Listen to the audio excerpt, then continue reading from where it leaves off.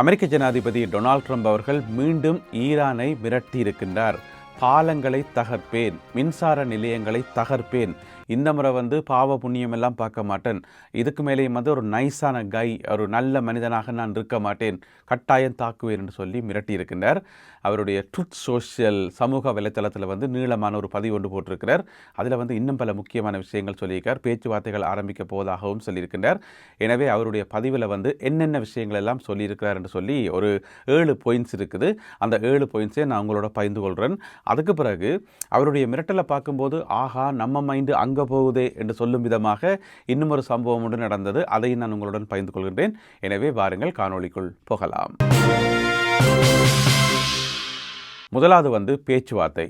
அமெரிக்காவினுடைய பேச்சுவார்த்தை குழு நாளை திங்கட்கிழமை மாலை பாகிஸ்தானை நோக்கி செல்கிறது. பாகிஸ்தானினுடைய இஸ்லாமாபாத் நகரத்தை நோக்கி செல்கிறது என்று சொல்லி டொனால்ட் ட்ரம்ப் அவர்கள் உத்தியோகபூர்வமாக அறிவித்திருக்கின்றார். எனவே 2ஆம் கட்ட பேச்சுவார்த்தை ஆரம்பிக்கப்பட இருக்கின்றது. பெரும்பாலும் நாளை இரவிலிருந்து செவ்வாய்க்கிழமை காலை வரை நடக்கும் என்று சொல்லி எதிர்பார்க்கப்படுகிறது. போன முறை நடந்தது 21 மணி நேர பேச்சுவார்த்தை. இந்த முறை என்ன மாதிரி என்று தெரியல. இருந்தாலும் பேச்சுவார்த்தை குழு நாளை பாகிஸ்தானை நோக்கி செல்கிறது என்று சொல்லி டொனால்ட் ட்ரம்ப் அவர்கள் அறிவித்திருக்கின்றார்.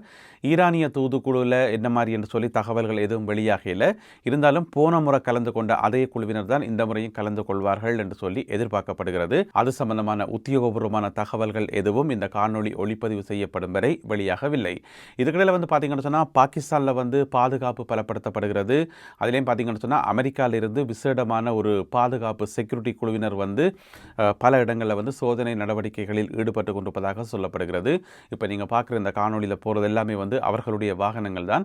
அவர்கள் பல இடங்களில் தீவிர சோதனைகளை நடத்துவதாக சொல்லப்படுகிறது. எனவே பாகிஸ்தானில் இஸ்லாமாபாத் நகரத்தில் இந்த பேச்சுவார்த்தைக்கான ஏற்பாடுகள் நடந்து கொண்டிருக்குது. அப்போ நாளைக்கு பேச்சுவார்த்தைன்றது இப்போ உறுதிப்படுத்தப்பட்டிருக்கிறது. அந்த பேச்சுவார்த்தையில் என்ன விஷயம் இருக்கும் என்பது சம்பந்தமாக ட்ரம்ப் சொல்லியிருக்கிறார். அதுதான் 2வது பாயிண்ட். அந்த பேச்சுவார்த்தையில் அமெரிக்காவால் ஒரு முன்மொழி ஒன்று வைக்கப்படுமாம், ஒரு ஒப்பந்தம் ஒன்று கொடுக்கப்படுமாம். அதுதான் 2வது பாயிண்ட். அதில் ஈரான் அதை ஏற்றுக்கொண்டு அதில் சைன் வைக்கணுமாம். அப்படி இல்லை என்று சொன்னால் நடக்கிறதே வேறு என்று சொல்லி டொனால்ட் ட்ரம்ப் அவர்கள் விரட்டி இருக்கிறார். எனவே நாளைக்கு ஈரான் அதில் சைன் வைக்கணும் என்று சொல்லி ட்ரம்ப் சொல்லியிருக்கிறார். அப்படி ஒருவேளை சைன் வைக்கல என்று சொன்னால் ஈரான் மீது தாக்குதல் நடத்துவோம், ஈரானினுடைய கட்டமைப்புகளை சிதைப்போம், அதாவது பாலங்களையும் மற்றது மின்சார உற்பத்தி நிலையங்களையும் நாங்கள் தாக்குவோம். இதுக்கு மேலே நான் பொறுமையாக இருக்க மாட்டேன், நல்லவனாக இருக்க மாட்டேன், நைஸ் கையாக இருக்க மாட்டேன் என்று சொல்லியிருக்கார். என்ன சொல்லியிருக்கார் என்று சொன்னால் no more mister nice guy, no more mister nice guy என்று சொல்லியிருக்கார். எனவே இதுக்கு மேலே நான் நைஸாக இருக்க மாட்டேன், தாக்குதல் நடத்துவேன் என்று சொல்லி டொனால்ட் ட்ரம்ப் அவர்கள் மிரட்டி இருக்கிறார். அதாவது இந்த பேச்சுவார்த்தையில் சைன் வைக்கணும். இப்போ டொனால்ட் ட்ரம்ப் அவர்கள் அமெரிக்க ஜனாதிபதி தானே, ஒரு நாட்டினுடைய ஜனாதிபதி இந்த மாதிரி நாங்கள் பேச்சுவார்த்தை நடத்த போகிறோம், நாளைக்கு பேச்சுவார்த்தை இருக்குது, இந்த பேச்சுவார்த்தை வெற்றிகரமாக முடியும் என்று சொல்லி நான் எதிர்பார்க்கிறேன். Code plus America, code plus Iran என்று போட்டு விட்டால் அது நல்லா இருக்கும் வாசிக்க. ஓகே, ஒரு பெரிய ஜனாதிபதி இப்படி சொல்லியிருக்கார், எனவே அது ஒரு சாதகமான பாசிட்டிவ் சைன் என்று சொல்லுவோம். இது அப்படி என்று சொன்னால் பேச்சுவார்த்தை நடக்குது, நாளைக்கு நாங்கள் ஒரு ப்ரொபோசல் ஒன்று கொடுப்போம், அதில் ஈரான் சைன் வைக்கணும், அப்படி இல்லைன்னு சொன்னால் குண்டு போட்டுருவோம், அழிச்சிருவோம் என்று சொன்னால், அப்போ இப்படி போன முறையே ஈரானிய தூதுக்குழு சொல்லி போட்டு வந்த விஷயம் என்னென்னு சொன்னால் இந்த பேச்சுவார்த்தை வெற்றியடையணும் என்று சொன்னால் எங்களுடைய நம்பிக்கையை நீங்கள் பெறணும், நாங்கள் உங்களை நம்பும் விதமாக நீங்கள் நடந்து கொள்ளணும், ஈரானினுடைய நம்பிக்கையை அமெரிக்கா சம்பாதிக்கணும் என்று சொல்லி போன முறை சொல்லிட்டு வந்தது. ஆனால் நடக்கிற சம்பவங்களை பார்த்தா அப்படி எதுவும் நடக்கிற மாதிரியே தெரியல. எனவே 2ஆம் கட்ட பேச்சுவார்த்தை எப்படி போகும் என்று தெரியல, அதை நாங்கள் பொறுத்திருந்து பார்க்கணும். இதுக்கிடையில் இன்னும் சில முக்கியமான விஷயங்களையும் டொனால்ட் ட்ரம்ப் அவர்கள் சொல்லியிருக்கின்றார். இஸ்லாமிய புரட்சிகர காவல் படை கப்பல்கள் மீது தாக்குதல்களை நடத்தி இருக்கிறது, துப்பாக்கிச் சூட்டை நடத்தி இருக்கிறது என்று சொல்லி நேற்று நாங்கள் கேள்விப்பட்டோம் 2 இந்திய கப்பல்களை இலக்கு வைத்து தாக்குதல் நடத்தப்பட்டதாக. ஆனால் ட்ரம்ப் போட்டிருக்கிற பதிவில் சொல்லியிருக்கார் ஒரு பிரெஞ்சு கப்பலையும் இன்னும் ஒரு பிரித்தானிய கப்பலையும் இலக்கு வைத்து இஸ்லாமிய புரட்சிகர காவல் படையினர் தாக்குதல் நடத்தி இருக்கிறார்கள், அவர்களை நோக்கி சுட்டிருக்கிறார்கள் என்று சொல்லி ட்ரம்ப் குற்றச்சாட்டை முன்வைத்திருக்கிறார். அது 3வது பாயிண்ட். அடுத்தது அதாவது ஹோமுஸ் நீரிணையை ஈரான் மூடி இருக்கிறது, அதனால எங்களுக்கு எந்த விதமான நஷ்டமும் இல்லை, அதை நாங்கள் ஏற்கனவே மூடித்தான் வச்சுக்கிறோம், எனவே ஏற்கனவே மூடப்பட்டதை தான் இப்போ அவர்கள் திரும்ப மூடி இருக்கின்றார்கள். இதன் மூலம் ஈரானுக்கு ஒவ்வொரு நாளுமே $500 மில்லியன் நஷ்டம் பெறுமாம். ட்ரம்ப் சொல்லியிருக்கார் ஈரானுக்கு ஒவ்வொரு நாளும் $500 மில்லியன் நஷ்டம் பெறுமாம், $500 மில்லியன். எனவே எங்களுக்கு எந்த விதமான நஷ்டம் இல்லை என்று சொல்லி டொனால்ட் ட்ரம்ப் அவர்கள் சொல்லியிருக்கார். நிறைய கப்பல்கள் உலக நாடுகளினுடைய கப்பல்கள் இப்பொழுது எண்ணெய் வாங்குவதற்காக அமெரிக்காவை நோக்கி வருகின்றார்களாம். அதாவது அமெரிக்காவினுடைய டெக்சாஸ், லூசியானா மற்றது அலாஸ்கா இந்த மாதிரியான இடங்களை நோக்கி ஏராளமான கப்பல்கள் வருகின்றன எரிபொருளை நிரப்புவதற்காக. எனவே எங்களுக்கு எந்த விதத்திலே நஷ்டம் இல்லை, நாங்கள் தாராளமாக எரிபொருளை வந்து விற்று கொண்டிருக்கிறோம், அது ஈரானுக்கு தான் நஷ்டம் என்று சொல்லி டொனால்ட் ட்ரம்ப் அவர்கள் ஒரு கருத்து சொல்லியிருக்கார். இதில் வந்து பார்த்தீங்கன்னு சொன்னால் உத்து கவனித்து பார்த்தோம்னு சொன்னால், அதாவது ட்ரம்ப் வந்து எங்களுக்கு எந்த விதமான பிரச்சனையுமே இல்லை, அமெரிக்கா வந்து ஓகே தான் என்று சொல்கிறதுக்காக இந்த வசனத்தை சொல்லியிருந்தாலும், ஈரானை தாக்குறதுக்காக இந்த வசனத்தை சொல்லியிருந்தாலும், இதுக்கு பின்னால் இன்னும் ஒரு விஷயம் ஒன்று இருக்குது. இப்போ யோசிச்சு பார்த்தோம்னு சொன்னால், ஹோமுஸ் நீரினை வந்து ஈரான் க்ளோஸ் பண்ணியிருக்குது. அங்கால நீங்களும் ஒரு பிளாக்கெட் ஒன்று போட்டு வச்சுக்கிறீங்க அமெரிக்கா தரப்பிலையும். இதில் வந்து கடுமையாக பாதிக்கப்பட போகிறது அதில் இருக்கக்கூடிய ஏனைய நாடுகள் தான். அது கட்டாரோ, சவுதி அரேபியாவோ, யுனைடெட் அரபு எமிரேட்ஸோ, அங்கே ஈராக்கோ, பஹ்ரைனோ வந்து கட்டாயம் இதால் பாதிக்கப்படும் தானே. அப்போ அந்த நாடுகளுக்கு வந்து நிறைய நஷ்டம் ஏற்படும் தானே. அப்போ அவர்களால் வந்து எண்ணெயை வந்து ஒழுங்காக விற்பனை செய்ய முடியாமல் இருக்கும் தானே. அப்போ டொனால்ட் ட்ரம்ப் அவர்களுக்கு அதை பற்றி எந்த விதமான கவலையும் இல்லை. இத்தனைக்கும் அமெரிக்காவோட நட்பு நாடுகள் தான் இந்த நாடுகள், அமெரிக்காண்ட பக்கம் நிற்கக்கூடிய நாடுகள் தானே. அப்போ நீங்கள் என்ன சொல்லியிருக்கணும்னு சொன்னால், அமெரிக்காவாகிய எங்களுக்கு ஓகே தான், ஆனால் எங்களுடைய நட்பு நாடுகள் வந்து பாதிக்கப்படுது, எனவே ஹோமுஸ் நீரிணையை வந்து நீங்கள் திறக்கணும், இது சம்பந்தமாக நாங்கள் பேச்சுவார்த்தை நடத்துவோம், இந்த மாதிரியெல்லாம் சொல்லணும். அதை விட்டுட்டு எங்களுக்கு எந்த விதமான நஷ்டம் இல்லை என்று சொல்லியிருக்கார்.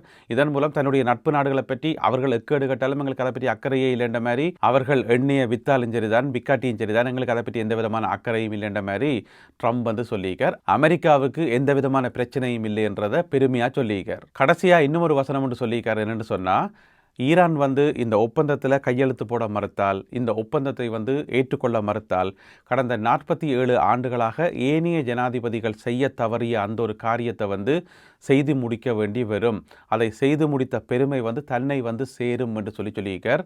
அதனுடைய அர்த்தம் என்னென்னு தெரியலை, எதை மீன் பண்ணி அப்படி சொன்னார்னு தெரியலை. கடந்த 47 ஆண்டுகளாக ஏனைய அமெரிக்க ஜனாதிபதிகள் செய்ய துணியாத ஒரு வேலையை நான் செய்ய போகிறேன்னு சொன்னால், அதனுடைய அர்த்தம் என்னென்னு தெரியலை, ஏதாவது அணுகுண்டு போட போகிறாரா என்னென்னு தெரியலை, இப்படி ஒரு வசனம் ஒன்று சொல்லி வச்சுக்கார். எனவே இந்த 7 பாயிண்ட்ஸும் தான் அமெரிக்க ஜனாதிபதி டொனால்ட் ட்ரம்ப் அவர்கள் தன்னுடைய ட்ரூத் சோஷியல் சமூக வலைத்தளத்தில் போட்ட அந்த பதிவில் இருந்து எடுக்கப்பட்ட 7 பாயிண்ட்ஸ்.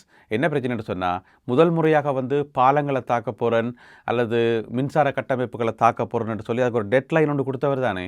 அப்போ வந்து இந்த உலகமே வந்து ஒரு பதட்டமாக இருந்தது, எல்லாரும் பயந்து போயிருந்தாங்க, ஒருவேளை நடந்துருமோன்னு சொல்லி. ஆனால் இப்போ வந்து அதை யாரும் நம்புகிற மாதிரியும் தெரியலை, இந்த எச்சரிக்கை வந்து யாரும் சீரியஸாக எடுத்த மாதிரியே தெரியலை. ஏன் சொல்லுங்க பார்ப்போம். போன முறை வந்து ட்ரம்பினுடைய அந்த அறிக்கை வந்த பிறகு எல்லா ஊடகங்களும் பிரேக்கிங் நியூஸ் என்று போட்டு தான் இந்த செய்தியை வந்து போட்டிருந்தது. இன்றைக்கு பார்த்தீங்கன்னு சொன்னால் சும்மா 10ஓடு 11ஆக அங்கே ஒரு ஓரமாக வந்து போட்டு வச்சு கிடக்குது. இந்த மாதிரி ட்ரம்ப் வந்து விரட்டி விட்டுக்கார், குண்டு போட போகிறாராமாம், தாக்க போகிறாராமாம்னு சொல்லி. ஏன்னு சொன்னால் அதை யாரும் சீரியஸாக எடுத்த மாதிரியே தெரியலை, அதை யாரும் நம்பின மாதிரியும் தெரியலை. ட்ரம்ப் வந்து இப்படி தான் சும்மா விரட்டுவார், அங்கே ஒன்றுமே இல்லைன்னு சொல்லி. இதுக்கிடையில் நான் ஆரம்பத்தில் சொன்னேன் தானே, நம்ம மைண்டு அங்கே போகுது என்று சொல்லி. அது என்னென்னு சொன்னால், அதுதான் இந்த வால் ஸ்ட்ரீட் ஜேர்னல் வெளியிட்ட அந்த நீளமான கட்டுரை. அந்த கட்டுரை சம்பந்தமாக தான் இதுக்கு முதல் போட்ட காணொலியில் வந்து சொல்லியிருந்தேன் நான். அந்த கட்டுரையில் வந்து என்னெல்லாம் சொல்லப்பட்டிருக்குன்னு சொல்லி, ட்ரம்பினுடைய விரட்டல்கள் மிரட்டல்கள் எல்லாம் எப்படி இருக்கும், அவர் சும்மா மிரட்டுவாரே தவிர அங்கே உள்ளுக்குள்ளே நடக்கிற விஷயமே வேறு, அவர் வந்து மிகவும் பயந்து போயிருக்கிறார், அவர் வந்து யுத்தம் நடத்துவதற்கு அவர் தயாராக இல்லை, ஈரானோட போய் மோதுவதற்கு தயாராகவே இல்லை என்று சொல்லி அந்த கட்டுரையில் சொல்லப்பட்டிருந்தது. இதுக்கு முதல் போட்ட வீடியோவில் வந்து அதை நான் சொல்லியிருந்தேன் நான். அதில் இன்னொரு விஷயம் என்ன சொன்னால், கார்க் தீவு மீது அமெரிக்க இராணுவம் வந்து தாக்குதல் நடத்தலாம் என்று சொல்லி இராணுவ அதிகாரிகள் சொன்னபோது அதை வந்து ட்ரம்ப் தானா தடுத்து நிறுத்த வராம். சீச்சி வேண்டாம். ஏன்னு சொன்னால், ட்ரம்புக்கு வந்து ஒரு அமெரிக்க வீரர் காயமடைகிறதோ அல்லது உயிரிழக்கிறதோ வந்து விருப்பம் இல்லையாம். அதோட அவருக்கு அரசியல் ரீதியாக பெரிய பின்னடைவை கொண்டு வரும். எனவே சண்டை பிடிக்கணும், யுத்தம் நடத்தணும், ஆனால் ஒருத்தருக்கும் ஒரு சின்ன கீறலும் பெறக்கூடாது, காயம் பெறக்கூடாது, யாரும் சாகக்கூடாதுன்னு சொன்னால் அதை சொல்லித்தான் அந்த கார்க் தீவு மீதான தாக்குதலை வந்து தடுத்து நிறுத்த வராம். வேண்டாம், தேவையில்லாத உயிரிழப்புகள் வரும் என்று சொல்லி. எனவே ட்ரம்பினுடைய இந்த மிரட்டலை பார்க்கக்குள்ள வந்து நம்ம மைண்டு அங்கே தான் போகுது. அந்த கட்டுரையில் சொல்லப்பட்டிருக்கிற விஷயம் தான் ஞாபகத்துக்கு வருது. எனவே என்னதான் நடக்க போகுதுன்றதை நாங்கள் பொறுத்திருந்து பார்க்கணும். இன்று ஞாயிற்றுக்கிழமை காலை ஹோமுஸ் நீரிணையை கடக்க முயன்ற 2 கப்பல்களை ஈரான் தடுத்து நிறுத்தியிருப்பதாக தகவல் ஒன்று வெளியாகி இருக்கிறது. அதாவது 2 வெவ்வேறு நாட்டு கப்பல்கள், ஒன்று வந்து பொட்ஸ்வானா நாட்டு கப்பல், மற்றது வந்து அங்கோலா நாட்டு கப்பல். இந்த 2 கப்பல்களும் வந்து ஹோமுஸ் நீரிணை பக்கம் வந்திருக்குது. அதுக்கு பிறகு அங்கே இருந்த இஸ்லாமிய புரட்சிகர காவல்படை வந்து அவர்களை திருப்பி அனுப்பியிருப்பதாக தகவல்கள் வெளியாகி உள்ளன. எனவே நாளைய பேச்சுவார்த்தை வெற்றி அளிக்குமா இல்லையா, நீங்கள் அதை நம்புறீங்களா இல்லையா? ட்ரம்பினுடைய இந்த மிரட்டலை வந்து நீங்கள் எப்படி எடுக்கிறீங்கள்? சீரியஸாக எடுக்கிறீங்களா அல்லது நகைச்சுவையாக எடுக்கிறீங்களா? உங்களுடைய கருத்துக்கள் என்ன என்பதை மறக்காமல் கீழே எழுதுங்கள். மீண்டும் சந்திப்போம் உறவுகளே. நன்றி, வணக்கம்.